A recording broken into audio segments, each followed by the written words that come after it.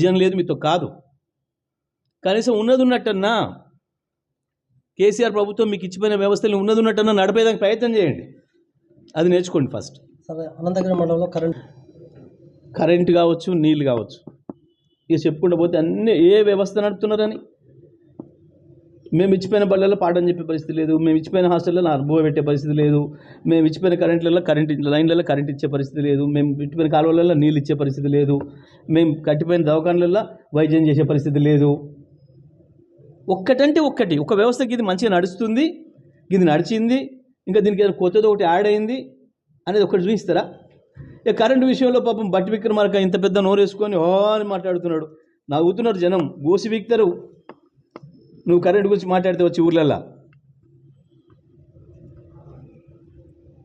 ఎందుకు అబద్ధాలు ఆడి బుకాయించిన రోజులు బతుతారు ప్రతి ఊళ్ళే.